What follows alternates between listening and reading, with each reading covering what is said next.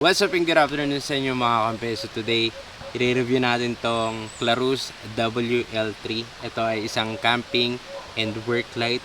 So tara, i-unbox natin at i-demo ko sa inyo kung paano gamitin. So tara.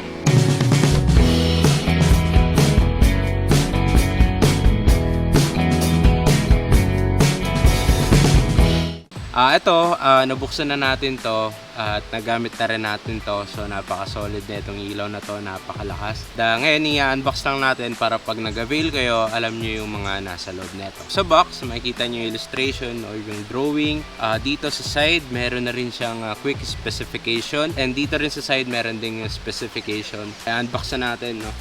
So, out of the box, makikita nyo is nasa loob na siya agad ng carrying case niya. So, yan, may tatak na Clarus and maganda rin yung texture nung carrying case na to. Kasi parang good siya for glass. So, napoprotektahan niya from scratches yung gantong texture nung kanyang carrying case. Alright? So, bubuksan na natin, no? What's in the box? So, of course, yung kanyang Type-C cable. And then, meron ding Clarus manual. No? Ayan, makikita nyo, may manual and kung paano gamitin, nandito na. May mga language na rin dito, may Espanyol, may Italiano, French yata to, and then English, no? So multiple language tong Clarus manual, no? So which is good. And then of course yung mismong unit, so ito na siya. So napakaganda, di ba? Ang pinadala ni Clarus is a jungle green. So ang ganda nung looks niya, parang may pagka-military look, no? Dito medyo may pagka-rubberized feel, and then dito sa likod yung parang may pagka-matte finish na metallic yung texture niya.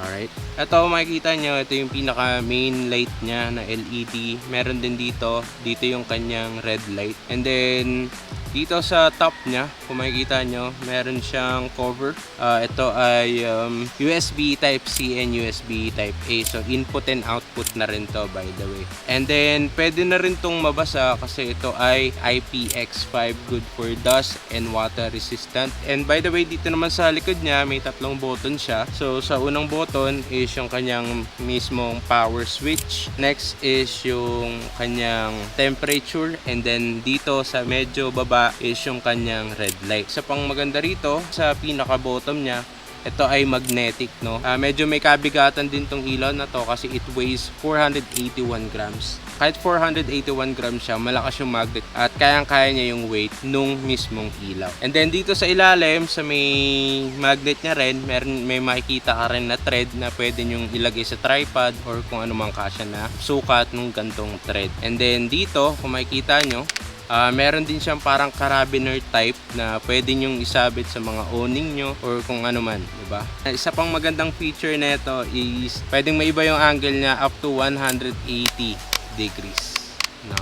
So yan.